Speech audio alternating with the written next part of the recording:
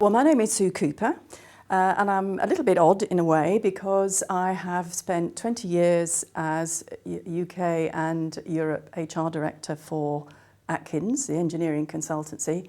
I recently retired from there and I'm now a non-executive director on a voluntary basis for Skills for UK Limited. So I think today I'll be talking about both those organisations. The reason that I think certainly in Atkins we want more women into STEM and the industry generally needs it is very much a business issue.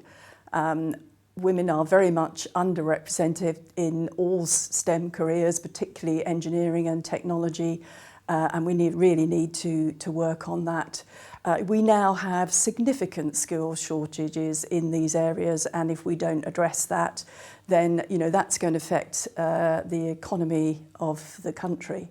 I think another thing is we all know from research and from lots of things that we've seen that a balanced first workforce is more successful. It brings the traits of both men and women together to produce great teams. And so, those for me are the key reasons. I think in Atkins, the key things that I think have made the difference, first of all, we looked at the research and all the facts, and with engineers, they want loads of data, they want loads of facts, they want loads of research. Actually got to a point where saying we need to take some action here. One of the catalysts, I think, was the Davis report, and although that was focusing on women in engineering, it was actually, and in leadership, it was actually very much a sort of milestone to say, what should we actually be doing? And I suppose it was that point, which is about 4 or 5 years ago, when I thought it's time I sprung into action personally and started to try and make a difference. So I set up a gender focus group with one of the very committed MDs in the business. We ended up with 28 actions and actually managed to complete all those actions.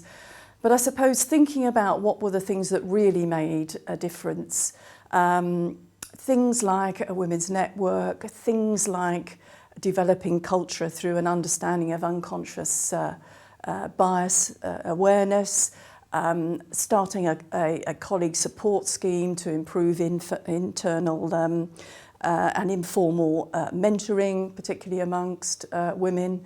But the key thing that I suppose I'm most proud of is the Women's Development Programme. And that was a programme, it wasn't a half-day training course, it's a 4-day programme with individual coaching, which Atkins asked Skills for to design. And now something like 330 women have been through that programme over the last 4 years. And I've had people come and say to me, that programme for me was life-changing. I've had others talk about being promoted to a level that they didn't think they could aspire to. So I suppose that is the area, and that's the reason why when I was asked to volunteer by Skills for, I didn't hesitate, because I think that development of women is going to be one of the key areas that helps to develop culture in this country and gets more women successful in STEM careers.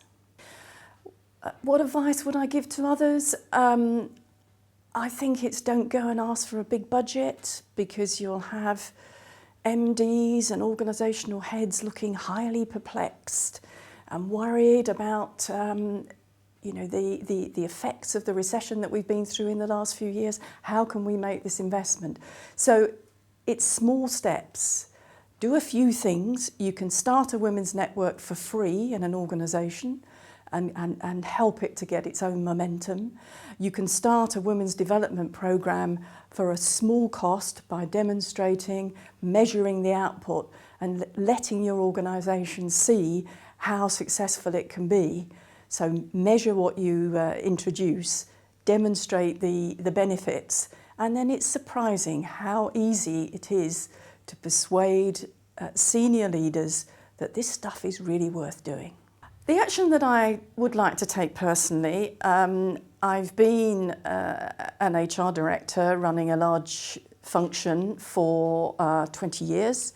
So that was the day job. Having recently retired, I am, if you like, free of that day job now to be able to focus on my passion, which is really helping women to fulfill their potential within STEM careers. And that would involve me getting involved with organisations to promote activities in schools, to help parents and teachers to really understand what fantastic careers science, technology, engineering careers can be, and really to continue to help Skills 4 to roll out their fantastic development programme, which I think in organisations can really make a difference.